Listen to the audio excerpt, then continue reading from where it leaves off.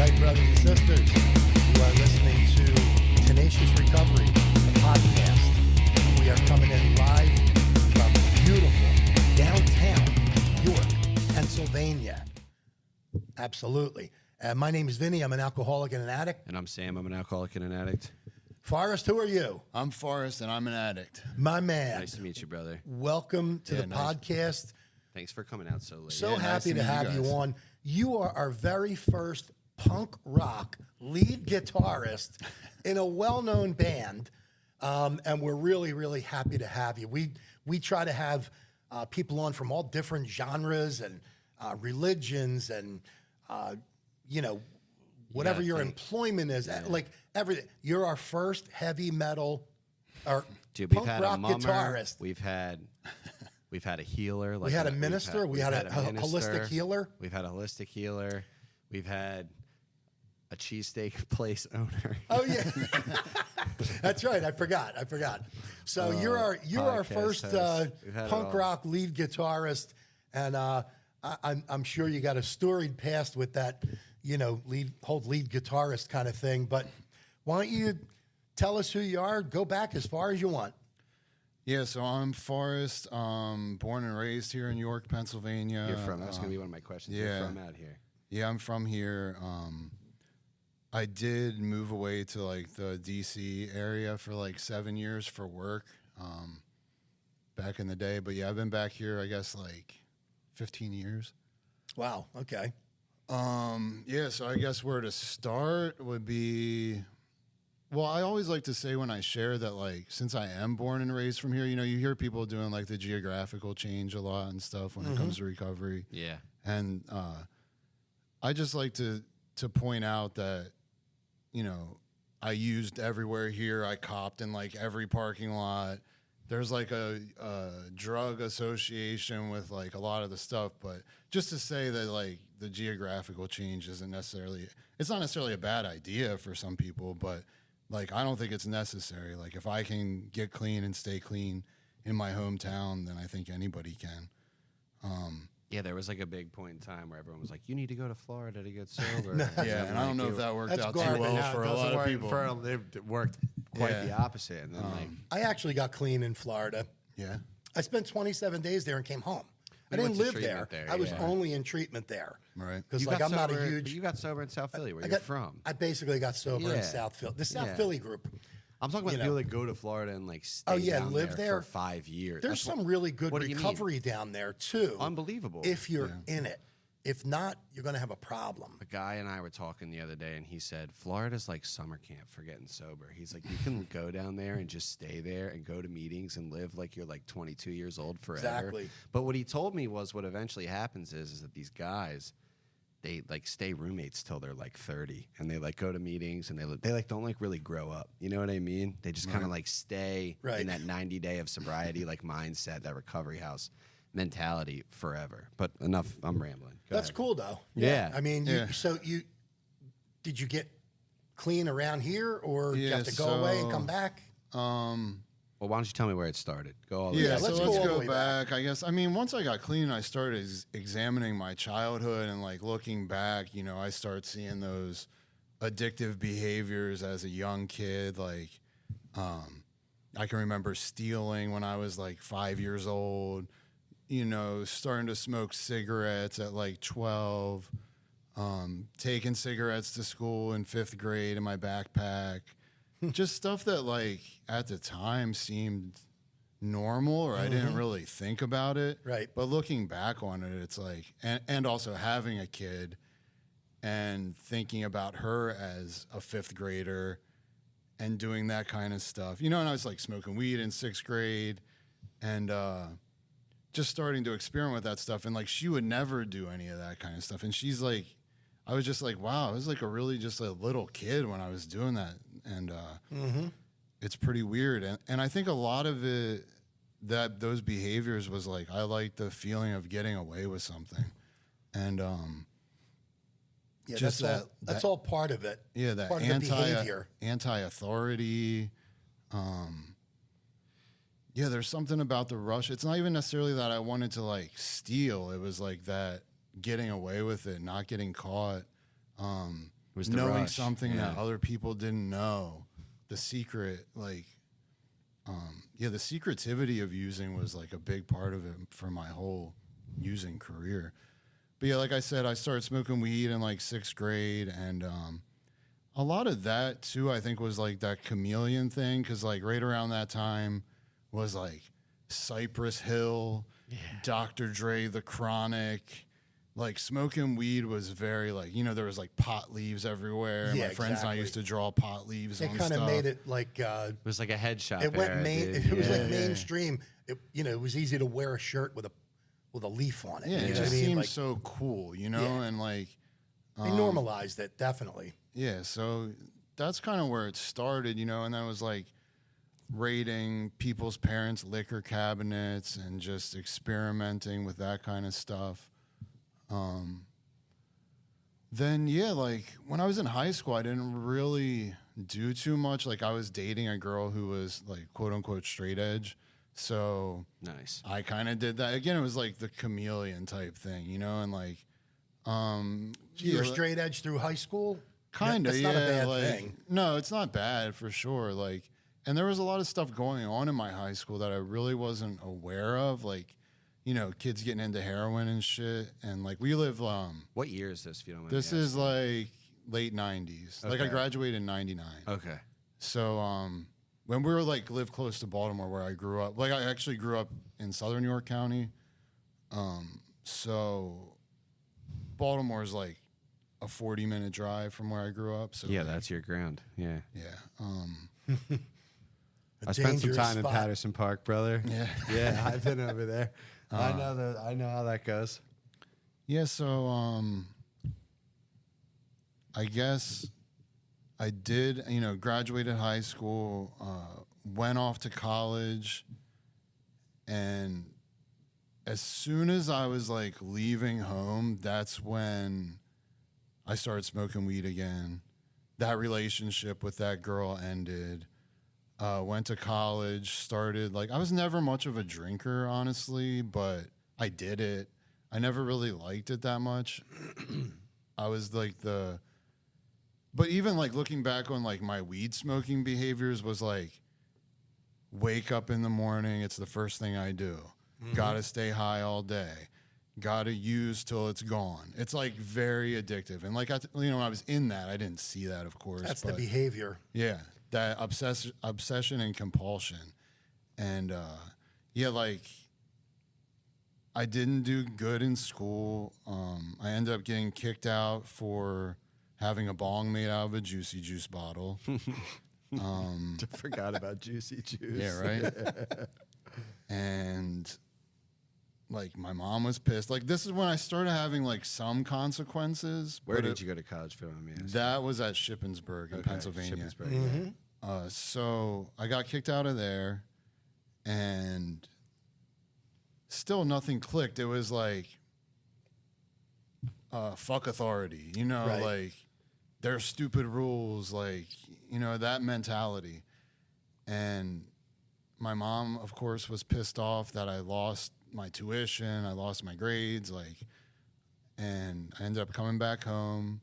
Nothing changed as far as using. I mean, there was also interspersed in that, like, experimenting with, like, psychedelics, anything that kind of, like, came around, I would try out, and eventually, like, cocaine came around, tried that out.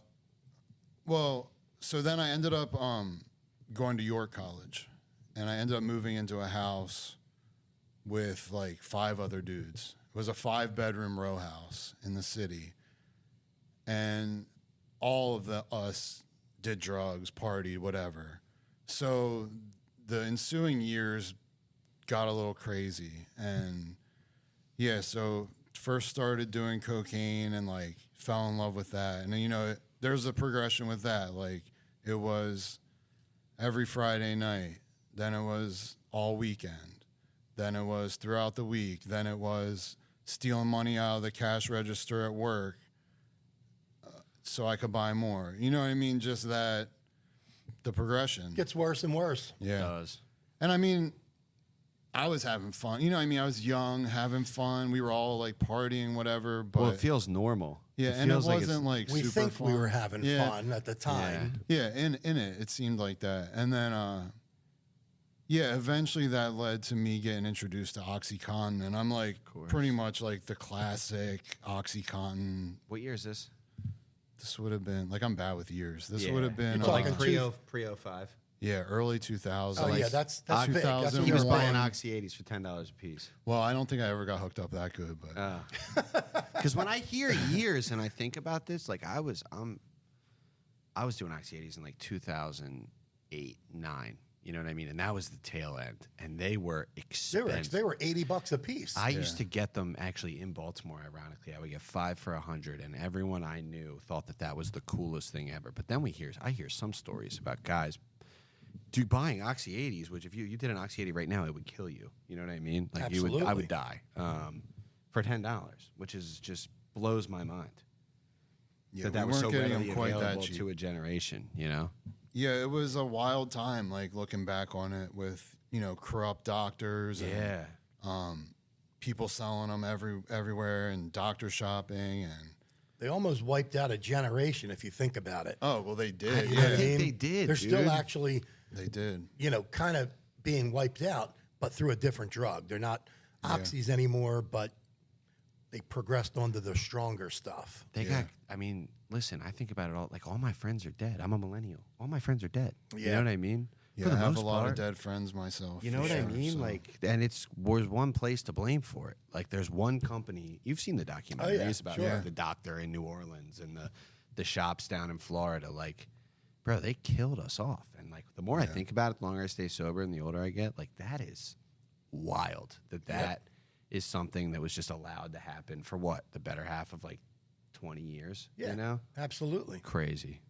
It is insane. I mean, once I started doing that, and I mean, it wasn't just the oxys; it was whatever opiate I could get. You Yeah. know, and I mean, my drugs of choice were definitely like opiates, benzos, and weed. Were like my 3. That was like my cocktail. You know, The my big preferred 3. cocktail. Yeah. Yeah. Once I discovered that, and like the first year of using painkillers, I honestly, and I did the thing where I like sold drugs to support my habit, basically. Yeah. And the first year, I didn't really go a day without, I don't think. So I didn't know what withdrawal was. I just knew, like, once I felt that feeling, I was, you know, this is it. This is what I've been looking for. And yeah, so the first time that I, like, ran out and went through withdrawal, that was a rude awakening, to say the least. And How'd that feel? it felt terrible, you know. It's one of the worst feelings in the world, for sure. Can I ask if you knew it was happening the first time? A lot of guys I talk kinda to put it they're like, together. I don't know. Why do I feel so sick? Right, that was right. me. Why am I so sick, dude? Yeah, I think like I did a lot of research, you know, like on like I was on like these harm reduction like forums and like websites and stuff back then. And so I think I kind of learned stuff through that. And you know, in my head I was like trying to be, and maybe that did help me be safe with it a little bit, but yeah, like that just kept progressing and progressing for 10 years. Wow. Let me ask I you, did that. when did you get into the music thing? Music I've been into since I was a kid. I mean, like music's been like the love of my life forever. Like You like started playing guitar at a I young started age? playing guitar when I was like 12. Nice. But even at like 5 years old, and I'm like an MTV kid, you know, Right. so like When they used to play music. yeah, Right, yeah. I don't even know if MTV's around anymore. They but- are. I don't They know. are, but they don't Is play it? music. The Yeah. reality, you mean the reality TV? Yeah, all that garbage. MTV. Right. Yeah. So, like, one of my most vivid, like, early memories is my mom taking me to the record store, and she let me buy 2 tapes, and they were Beastie Boys' License to Ill and Run DMC Raising Hell. Classics. When I was Just 5 years old, so it would have been 86. Yeah, that was it. Yeah, that and was, that like changed my life. That set me on the course, you know. And then through the 80s, it was like Guns N' Roses, Nirvana.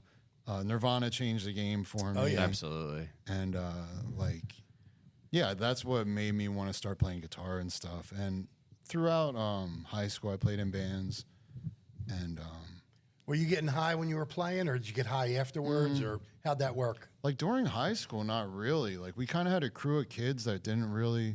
There was like a period of time when we all kind of were just smoking weed. Oh, and that was stuff. your straight edge days, right? Yeah, I but then forgot. most of that was like straight edge. Yeah.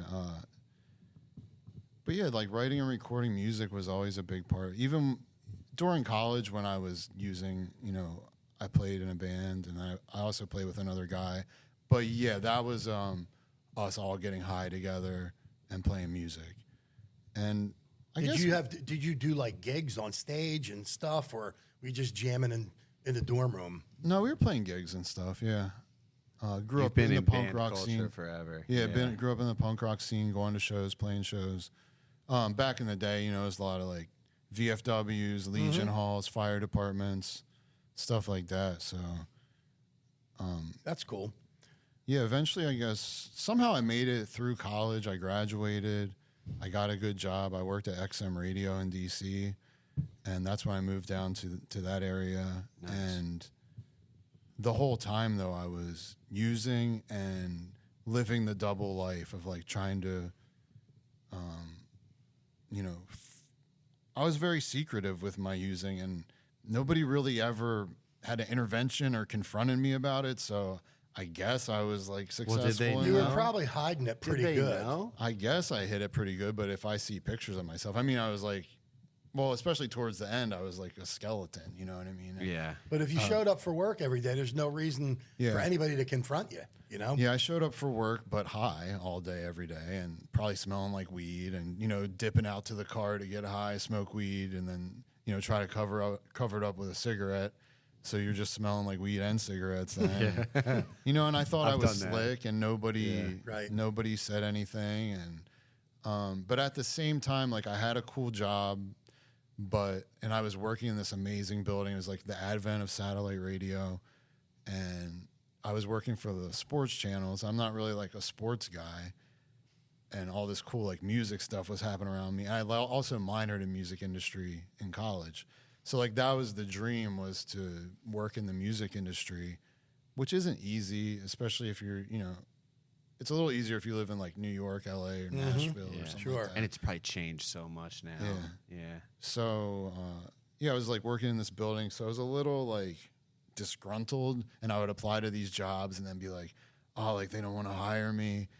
But in reality, like I was high. Right. There was a reason they didn't want to hire you. Yeah, and there's just The this qualifications had nothing to do with it. Yeah, it's this denial, you know what I Right. mean? And just like, so that happened. I ended up working there for like 6 or 7 years. And yeah, the disease just kept progressing. I was like getting high, but still going to work and putting up that front and paying my bills for the most part. But like any extra cent that I had went to drugs. And around like the time of the recession, which I want to say was like Oh, wait, 2008, maybe. yeah, something like that. XM merged with Sirius. They cut my job's hours and the pay. Oh, my God. And so... Were you full using heroin at this point?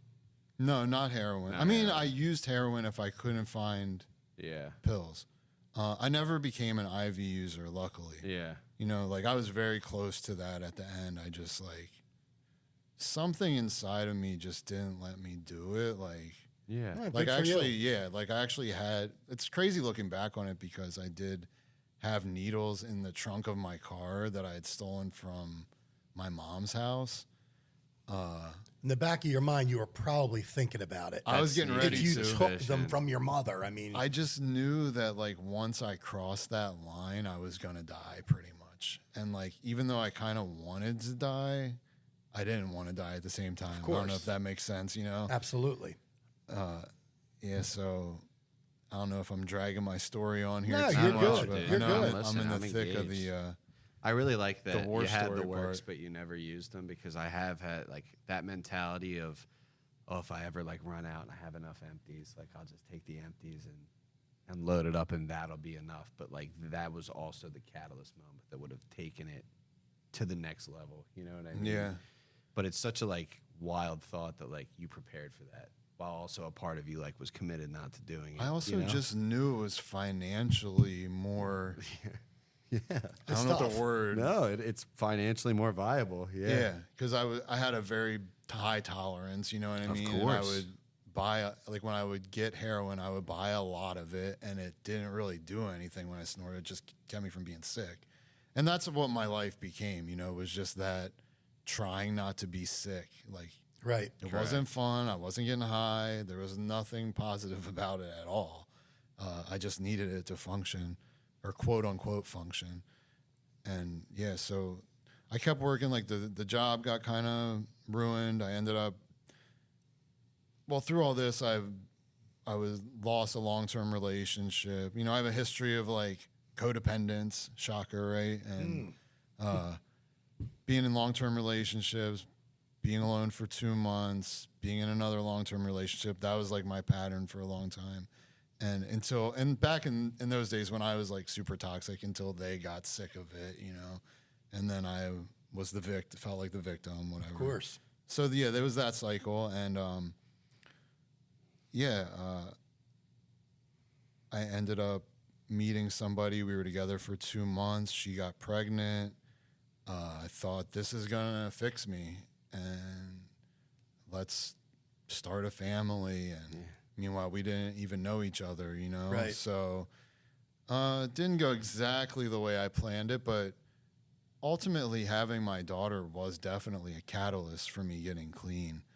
It wasn't like a flick of the switch. Like she was born and then all of a sudden I was fixed, you know, which I kind of thought was how it was going to happen, I guess. But Same. You wish that's how it happened. Dude, I Yeah. thought the exact same. Well, I thought I was not even gonna get fixed, but I thought for some reason, like my mentality would just grow up. Yeah, Like, I was- exactly. like a kid would be born, and all of a sudden, like I'd be like, I'm responsible. You'd be an now. adult. I'm responsible now. You know what I mean? Which was like so far from the case. yeah, so when she was born, we ended up moving back up to York to be near my family. Just life was very crazy. And I was trying to do telling my daughter's mom that I'm not getting high when, you know, I course you were. definitely was. And Oh, you guys tried to make it work? yeah, tried to make it work for a while. And yeah, it was just a lot of chaos and like a lot of issues on both of our ends. I'm not going to like try to tell her story or anything, but Yeah. it was just pure insanity. And I was losing my mind. I eventually, like my daughter was born. And I had a lot of shame and guilt through the stuff that I did, you know, during that time period. Of course. And when I got clean when my daughter was 1. So in that first year of her life, you know, there was a lot of shameful and guilt, like shame and guilt that went along with that. And also talking about this, it's been a while since I talked about this stuff. So it's like, I honestly feel like I've lived 2 separate lives. You know what I mean? 100%. Doesn't it feel like that? I couldn't agree more. Which is a blessing, I think. Honestly, I always say it's a blessing because That's like, the old life. yeah, and Absolutely. that old life makes me appreciate this life so much more. So You got that right. I always feel like I was born the day I got clean and sober. Like that was like when I really was born. Before Yeah, I that, get that. I robbed everyone. yeah, and this around is me like of the their real us. Correct. Like, yeah. Yeah. I mean, I feel like this is who we are. So what was the catalyst though that like led to it? So I ended up going to treatment the first time. Oh, I ended up in this like crisis intervention office. Like And I really don't- detoxing? Yeah. No, like I really don't know why I went there other than I literally thought I was losing my mind. Nice. And this lady was like doing my intake, and for whatever reason, you know, usually when I was in that kind of doctor office environment, I was trying to manipulate them into prescribing me something. Right, of course. This time I was like honest with her about my drug use, and I had never thought of myself as an addict, honestly. Like I never really thought about it. And I never knew even rehab was an option. Like this was back in the day when like Celebrity Rehab with Dr. Drew was on VH1, and that's kind of what I knew. Like I thought it was a place celebrities went, you know? Yeah. It's for rich people. Yeah, so like I was honest with her, and she was like, yeah, I think you need to go to rehab. And I was like, shocked. Like, what? Were you offended? Like offended? Kind of, yeah, maybe. How dare you group me with those people? Right? So I went back home and thought about it and got high, of course. Yeah. And the next day, I don't even remember exactly how it played out. And I was also, like I said, I was doing like Xanax and stuff during this time. So it's literally all like a blur and a dream. Seems like a dream. And yeah, for whatever reason, it just clicked that I should go. However, I didn't know that the rehab they were sending me to did a cold turkey detox. What year was Wow. that? Yeah, I keep asking him what year it was. So this That year, was like 2012. yeah, 2012. Nice. They weren't really doing cold turkey, Buddy, I was detoxing I mean- on a nice taper in 2012. What are you talking about? Yeah, this place. Would you go to like a Christian place? I went to some county. I mean, you want me place. to name it? No, No, it's no, like no, a county funded kind of a place. Yeah. Because you didn't have insurance benefits, did you? I don't think so. No. Yeah, so you went to a county spot. I was actually and they on did what they could. This would be. Just kidding. Well, they did give me something for the benzo withdrawals, which I think was like Klonopin or something, like Dude, a low dose. that's know? crazy. So all I did was lay in bed for 3 days sick. At the third day, I just couldn't take it anymore, and I ended up leaving AMA, which is a whole other story. I mean, it's a story in and of itself with me. Fast forward a little bit, me with a big, a black trash bag on my shoulder on the side of the highway, hitchhiking home. I was like an hour and a half, 2 hours away. I had burned every bridge. Like nobody was, besides my mom. Like I always knew how to enable my mom. I mean, I knew how to manipulate her. Of course. And she was like an enabler, but she didn't know what she was doing. She was trying to be a good mother. Yeah. She didn't have any practice at this. Yeah. You know what I mean?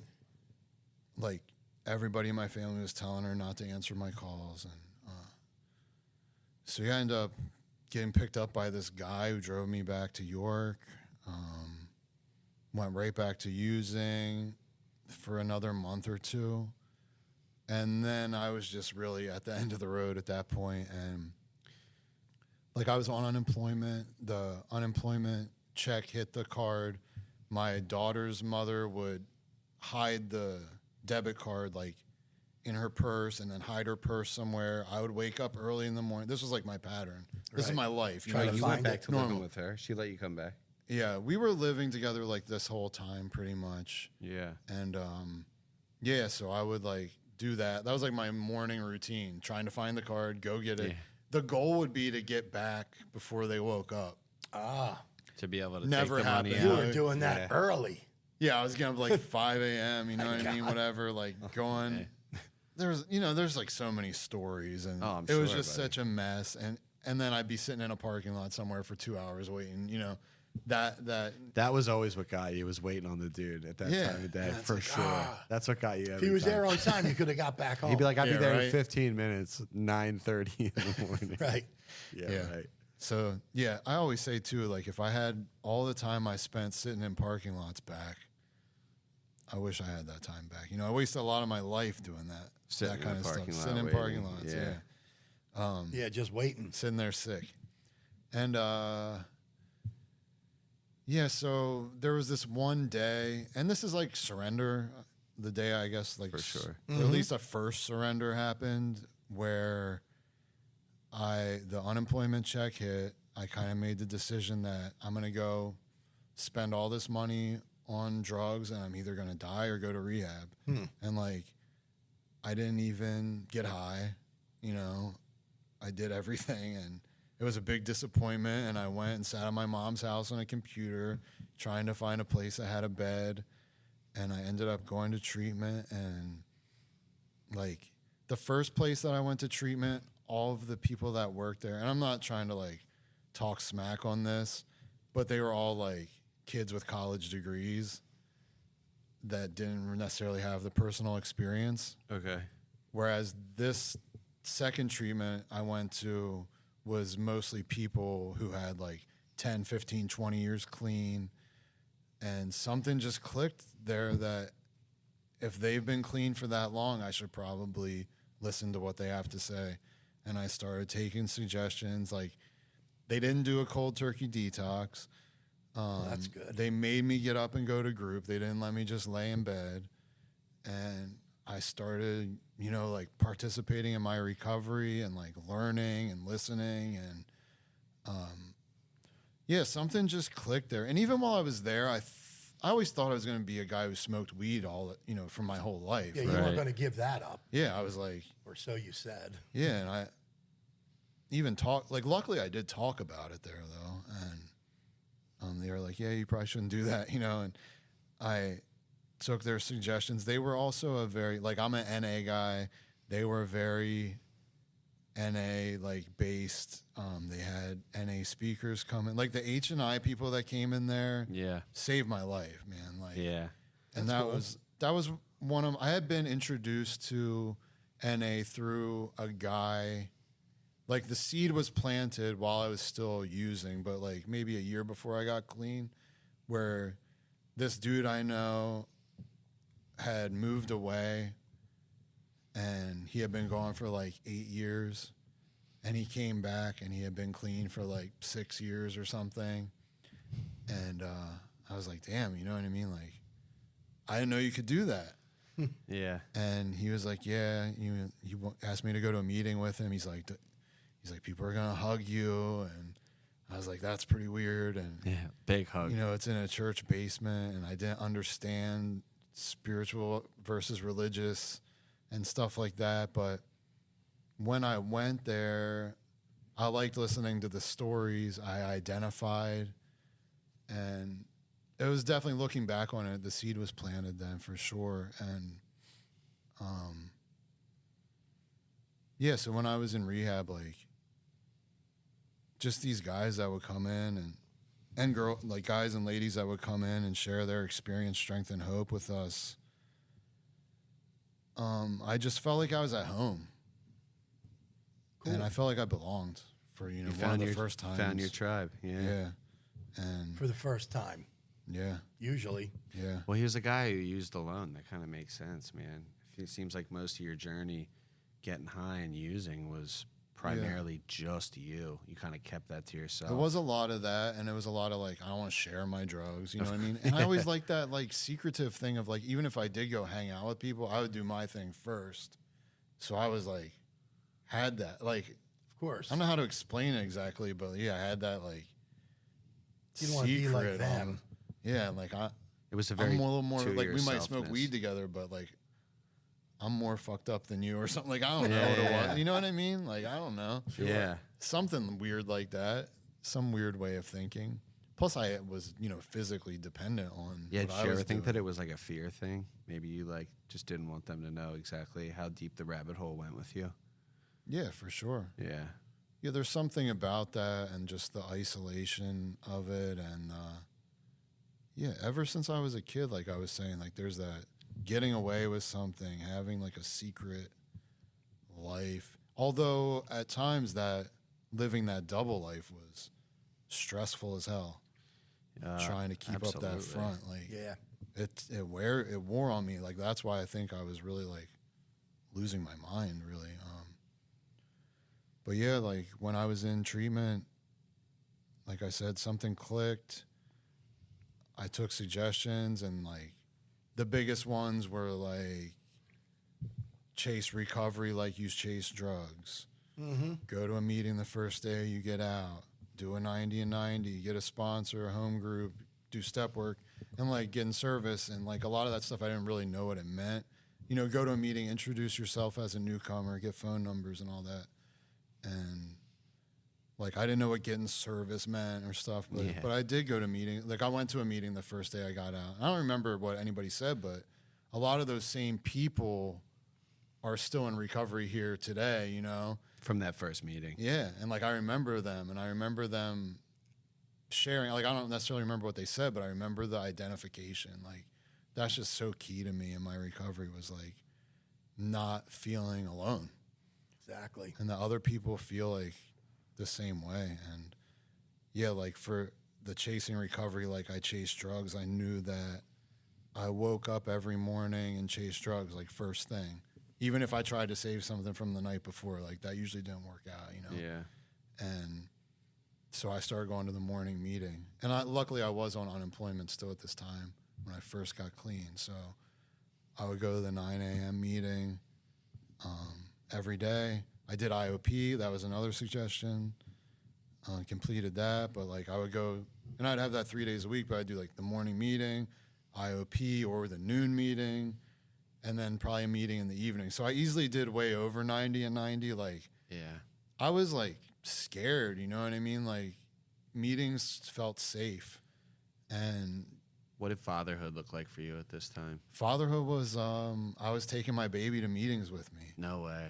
Yeah, Did you so try to make it work with the girl at that time, or by the time you got clean? Did you? yeah, that's a funny story too. Yeah. So I'm just curious. yeah, like I had this vision of, you know, I wanted to keep our family together. Of course. But yeah, the reality of it was like we both had a lot of issues going on. Definitely. And like we ended up breaking up in IOP in a family session. Gotcha. Nice. Where like her kind of like true colors came out, and yeah, it just happened. And Are you friends today? no, she's like out of Oh. the picture now. Okay. And yeah, so that's getting into the blessings of recovery Right. and what my life's been like since I got clean. Yeah, like I have full custody of my daughter now. No way. She's 14. She just started high school this year. Nice. It's surreal, you know what I mean? Like time is crazy and it's going by quick. And yeah, I've been able to be a present father for, you know, like I said, she was 1 when I got clean. So since then, she's never seen me use. She's never seen me high or drunk or been around really even drinking or anything like that. Can I ask you a question? Yeah. At 14, have you disclosed any of your history to her? I mean, she like knows. She doesn't really ask too many questions about it, Right. but she grew up like going to meetings with me. I mean, once she got a little bit older and she could stay home, like she doesn't as much anymore. And but yeah, like in meetings, looking back on it, it's such a beautiful thing. Like, you know, like you'll be in a meeting and there's little kids running around and stuff, Yeah, being dude. distracting, and some people are annoyed by it. But like, some people told me like this is a family disease, and like we're gonna recover together. That's And, right. You know, I have vivid memories of her. Like the morning meeting would have a little box of like coloring books and stuff for her to play with Yeah. during the meeting, and like she would go up and sit on the chairperson's lap, and yeah, just She was a part of it. yeah, A part of it for you, big Yeah. time. And like, yeah, That's I was, awesome, dude. when I first got clean, she was still in her little like car seat carrier thing, and yeah, she went to meetings with me a lot. Not necessarily every meeting or anything, but yeah, like she was a fixture at meetings, and like all these people like know her, and yeah, you know, even today when I go to meetings, it's usually not how are you doing, Forrest. It's how's your daughter doing? Right. How old is she now? Right. You know what I mean? And like everybody remembers her, and she gets a little. I'm not gonna say annoyed by it, but it's like when we see those people, they'll be like, "Oh, I remember when you were just a little," Right. you know. She's like, "I don't even know. I don't remember." who She's this like, person "Who is." are you?" Yeah, right. Yeah. Dad, who is that guy? You're like, Yeah. That's okay. Don't worry about It's it. like you've known him since you were a baby, but Yeah. yeah. So you, all throughout your addiction, all throughout you being clean, you still kept a music career going up, right? You still kept Yeah. that going on? Once I had a kid and a job, and that music kind of took a backseat as far as like playing in a band or Right. whatever. Like I never stopped playing guitar, Right. or having music be a big part of my life, or like going to shows or concerts or whatever. But I didn't play in a band for a long time. And then once she got a little bit older, it started seeming more like a viable option of like, she can kind of do her own thing a little bit, and we have band practice in my basement. So Nice. like, yeah, we started the band, and we've been doing that for like, I guess over 2 years now, 2.5 years, something like Nice, that. dude. And that's been super cool. Does she like the music? No. No, you'll get her, dude. I do. She won't. No, if she's not into it now at 14, I feel like ain't it's getting one of into those that. It's things not really that her style. she'll No. start to bring it in around the time she's 18. She'll appreciate the culture. Yeah. No, I you don't doubt it. think so? No, I doubt it. Because I got my oldest son. I used to go to like hardcore shows with him all the time With in Junior? and around Yeah. Philly. You know what I mean? But my youngest son is like total like gangster rap. You know what I mean? Like Yeah, which so- isn't that far off. Oh, it's you Cool. should see No. them, you should see them play. No, I've been to like hardcore shows before, and I played the Wu-Tang Clan for my oldest in the car a that million ain't and one that ain't times. hardcore. I know, but she's 10 now, and she likes Taylor Swift. But you better believe that if I put on like 36 Chambers, you'll hear in the back seat, "Wrong again to you." No trivia. Yeah, and I'm like, oh, like it's funny. Yeah. So how- if she's not into it now, she may not be into it, but she can appreciate your guitar playing, I'm sure. Yeah, and there's like, I don't know. She hasn't ever come to one of our shows, but I They have get a taken. little rough too. Yeah, I mean, I've you taken know. her to concerts and stuff, and she appreciates that. And like, I don't know if she'll listen to this or not, but I did see her, like, spy on her Spotify playlist once, and there's some like Rancid. Yeah, Oh, really? some- yeah. and I'm like, yes. right. Like, proud dad moment. And there's Yeah. like some, she likes Definitely. the Smiths. Like, she likes a Nice. lot of stuff Dude, that I like. Yeah, one for- of the greatest bands of all time. For a 14-year-old girl that's awesome. Yeah, she Likes just the knows Smiths. that from like, How about Morrissey? Yeah, she likes him. Like, but just from like driving in my car and stuff. Like, of course. you know, since she like forever, I've always had my music on and stuff, and so she knows about it. I'm telling you, all. some of it it always resonates. Our parents' music always resonates with us at some point. I believe that. You know? Yeah. I mean, I look at the year I was born. Dude, I listened you to go 10 years 1029 my back and whole it's like- life. 1029 my whole only life because from my mom. Your parents. I think it plays a bigger part than we think, but that's just my opinion. Yeah, growing up, like my mom didn't really listen to too much music. No? Yeah, it wasn't a very like she likes like country and stuff, I guess, and she loved like Elvis. She grew up during that. Yeah. Yeah. Time period. Sure. But That's yeah, I guess like the other things I was thinking about is that I like to share about is, and I feel like a lot of people don't share about is like when I got clean, I was like financially in ruin.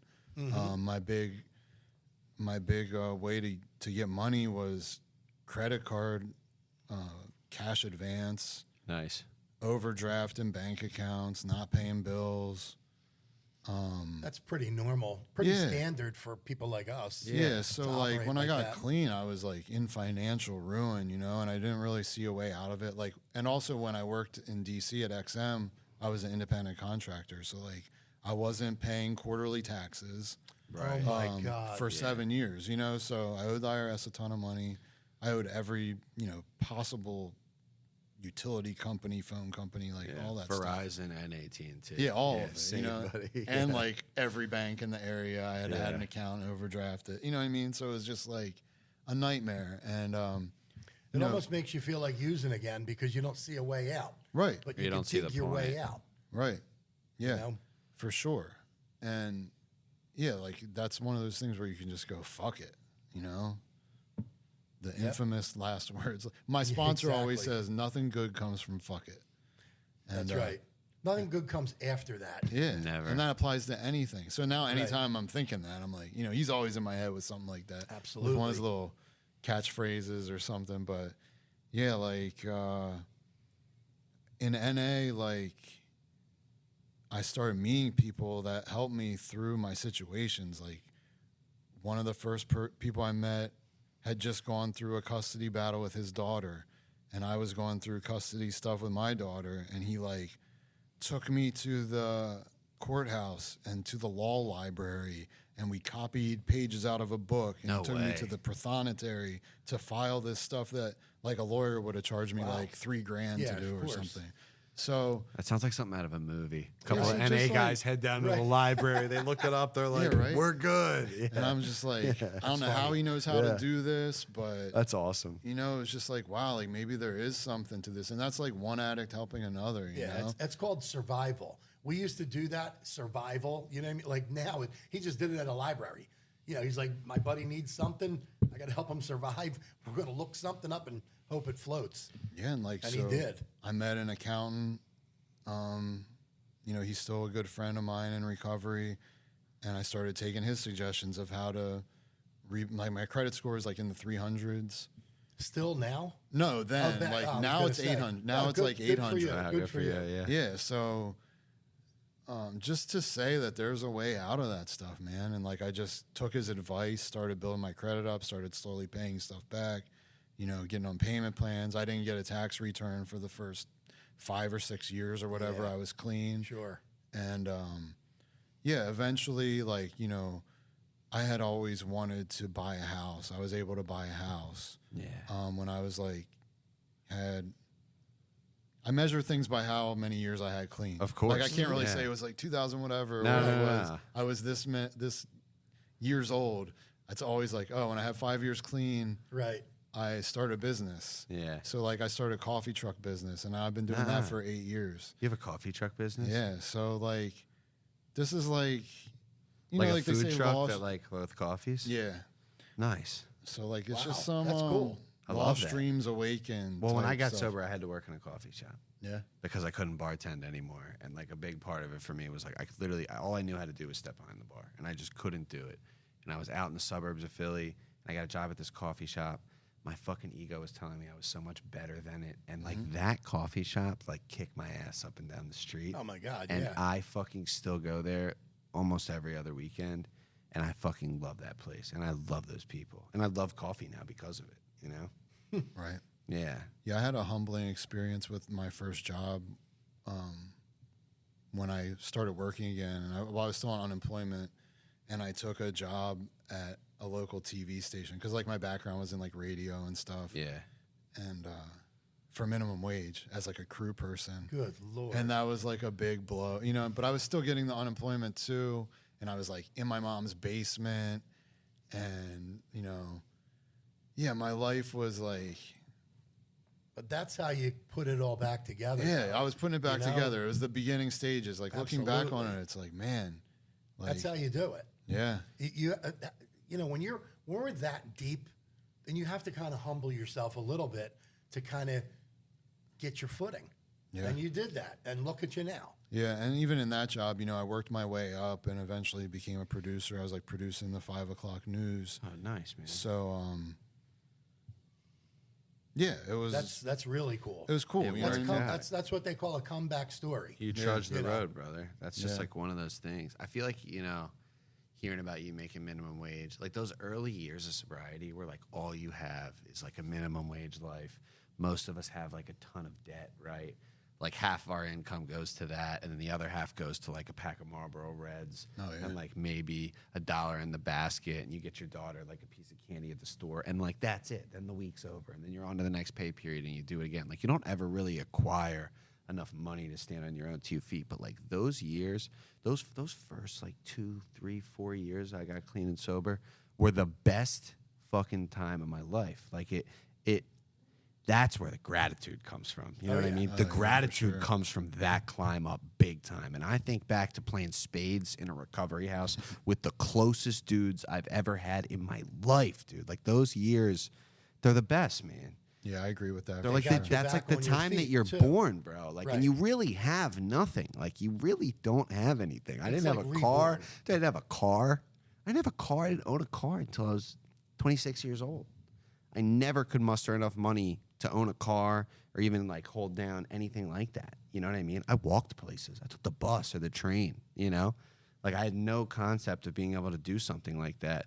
But the build up to that and the day I did get a car, which is kind of embarrassing to own your first car at 26, was fucking massive, dude. It was fucking unbelievable. You know what I mean? Yeah. And You just fulfilled a dream. Dude, the climb back that's the best part. That's the meat and potatoes. You know what I mean? Yeah, and that relates to what we were saying earlier about living the two different lives, and just because during that early recovery and I guess people call it pink cloud or whatever too, but yeah,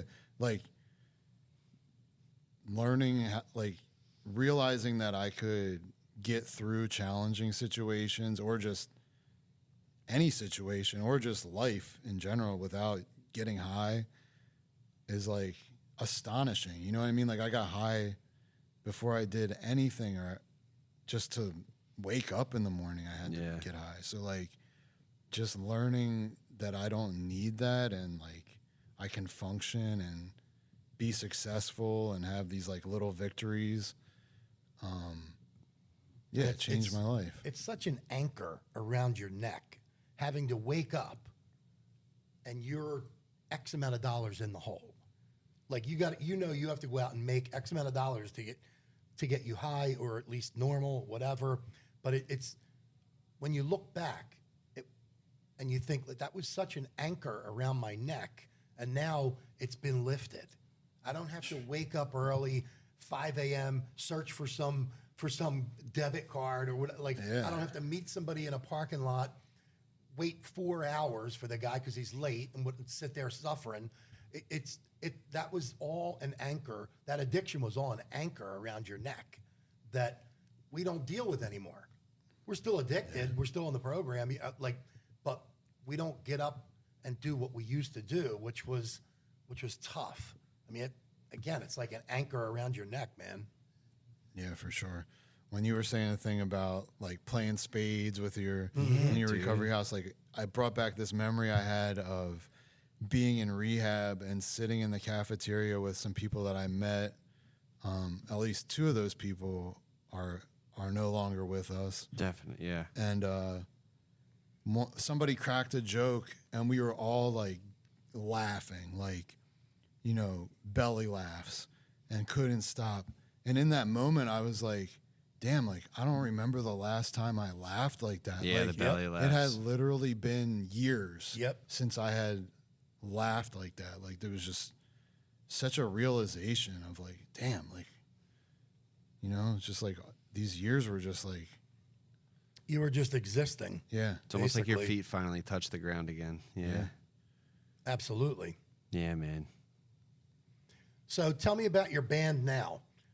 So yeah, the band is Bad to Worse, formed with a buddy of mine that I actually met in recovery. You're Like- the lead guitarist, obviously. Yeah, I'm the only guitarist, so technically lead, I guess. I like to you would say call it. lead. Yeah. Sounds better. But yeah, and then our bass player is a guy that I grew up with, and we played in bands Cool. together when we were teenagers. And, you know, we linked back up through this project. And then our drummer's a dude that known him for a couple years. He's like a younger than us anyway, like 10 years younger, and super cool dude. And we all just have like a vibe, and we've been writing music, and we released an album. Put a lot of work into it. Released the album August 1st. Was it These Are Our Streets? Yeah, These Are Our Yeah. Streets. And yeah, it's out on all the. All streaming Not to get all platforms. like Yeah. promotional. That's it. No, or that's anything. all right. Yeah, It's a, you can. You could. This is a place you can stream do it that, anywhere. brother. Yeah, it's Bad to streaming. Worse. You can stream it anywhere. We have cassette tapes for sale on Nice. Bandcamp. No, nice. I got a really cool shirt when you guys first formed, and it's really cool. Yeah, Very thank cool you. design. I'll say that. Yeah, thanks a lot. No problem. And I follow you on Instagram. It's you know, some of the local shows you play, they look like they get a little crazy, which is cool. You know, it is that punk rock scene, Yeah. and you are playing the guys, men and women that are maybe 15 years younger than you, whatever.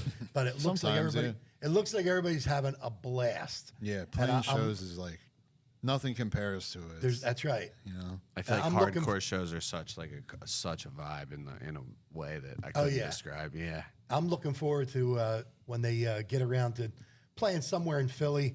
I'll definitely come out of retirement.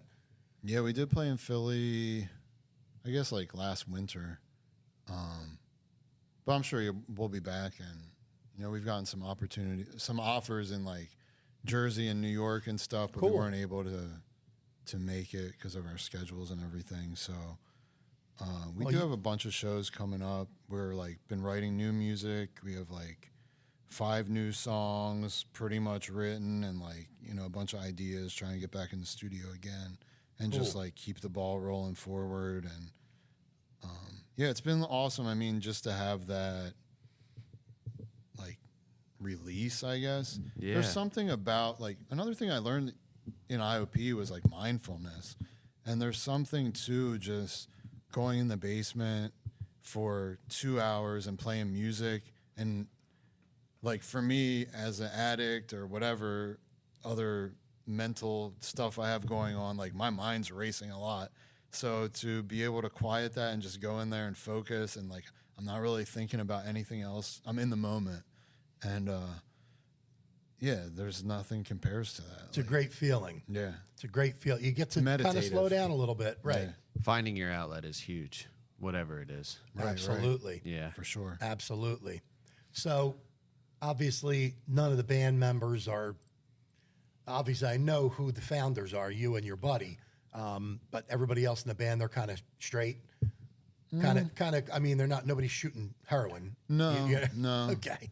It's okay to drink. You know what I mean? Like that's a legal beverage. I just kind of, you know, people like us can't handle alcohol, but you know, most, truth be told, most of the population can. So there's some, as long as you can play with the bandmates that you have, then you're good, you know? Yeah, there's some like people that drink and smoke weed and stuff like that. Nobody like really like, not at like practice or whatever. Right. But yeah, when we go out and we play at clubs and stuff, that's the kind of stuff's going on. And yeah, I don't know, like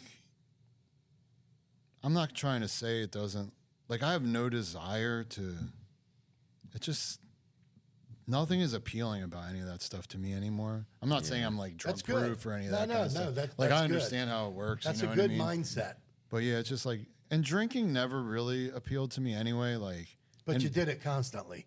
not constantly, just You did enough of it. yeah, I have my moments, but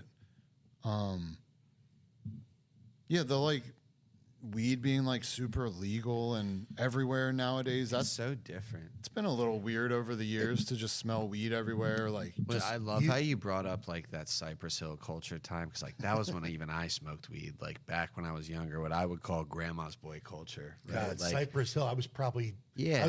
clean 5 years. but like, bro, when he said that, like it made me realize, like, yo, weed smelled different back then. Oh, than yeah, it smells yeah. now. Yeah, because it was shit back then. And now, like back then, like we would like roll spliffs or smoke weed out of like, you know, little metal cigarettes. Like what it was then to what it is now, which is a bunch of fucking people, excuse my language, walking around with an iPod in their hand, just puffing away. You know what I mean? And that is strong as shit. And it's 10 times stronger than the It's- Mexican it's weed that actually- we smoked. You know what It's I mean? actually way stronger than that. If you compare the weed from 1990 to 2000, it was 9 times stronger in 2000. Imagine 25 years later where they're growing it hydroponically. And the government's involved. And the government's involved, It's a lot dude. stronger. It's just a lot totally stronger. different.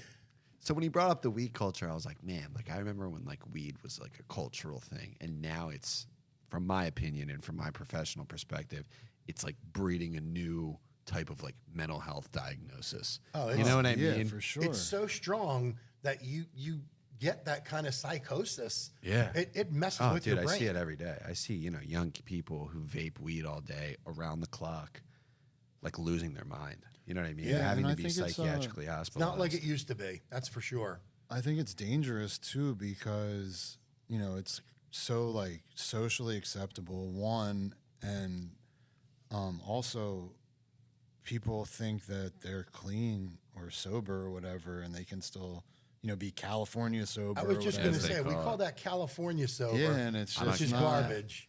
I just don't get that. It's dangerous, you know, like It could easily lead you Yeah, back into leads what you you- quit. and it can lead you to death. Of course, because it's so strong.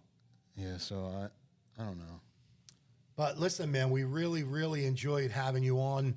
Our Really nice first, to meet you, Forrest. Yeah, our it was first nice to meet you lead guys, too. guitarist from Our a punk first rock musician, band. our first musician. Actually, period. you're our dude. first musician Period, ever. dude. Our first musician. Aside from Bobby, who played Bobby's- an instrument in the Mummers. That's true. Bobby's a Whatever. banjo player in the Mummers. But I mean, that's yeah, true. that's true.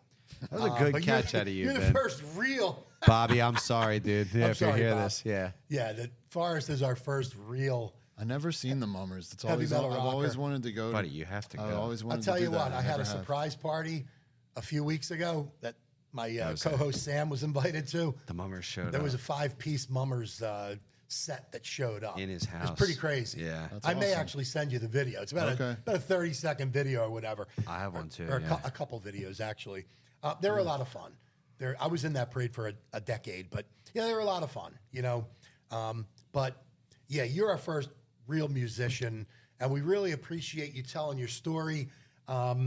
It means so much to get a different perspective, especially coming from where you are and where you were and where you are now. I really, like I said, I really appreciate you sharing with us. Anything you want to say on the way out? I don't know. I mean, my mind's kind of racing. Like, I don't even really know what I said. You That's know, it's okay. one Yeah, of of those course. things. That's it. You I told a guess, nice like, story. Yeah, the only thing that I was really thinking about was like when we were talking about the weed thing too, is like that I got clean right before like the fentanyl thing took over. Yeah. So like, Thank I God. just feel so blessed Thank that I God. got, because I know I would have been dead if You I might not have 100%. survived that. Yeah. So, yeah, I feel an empathy to anybody that's struggling, and that, you know, I just like always want to like show that there's a way out and that there's hope. You know what I mean? That's my main goal whenever I do any kind of like speaking or sharing my story, is like, if I can get clean and stay clean, anybody can. That's right. And that's a great message. So, Sam, you got anything on the way out? I just always want to say, I say this all the time on our podcast, I really appreciate having a father on the podcast to tell his story, and how becoming a father was kind of a catalyst of how he found himself in recovery. You know what I mean? Especially a single father. You know what I mean? God bless you, dude. Yeah, thank absolutely, That's a tall man. order, bro. Thank you. Definitely Thank you a for tall having order. us out here, man. It was a pleasure to meet you. Yeah, you too. Yeah. Thank you. We'll be posting this up soon, but you've been listening to the Tenacious Recovery, the podcast. We're a traveling podcast, so we're live from York, Pennsylvania. My name is Vinny. I'm an alcoholic and an addict. I'm Sam. I'm an alcoholic and an addict. Forrest. My man, God willing, we'll see you all soon.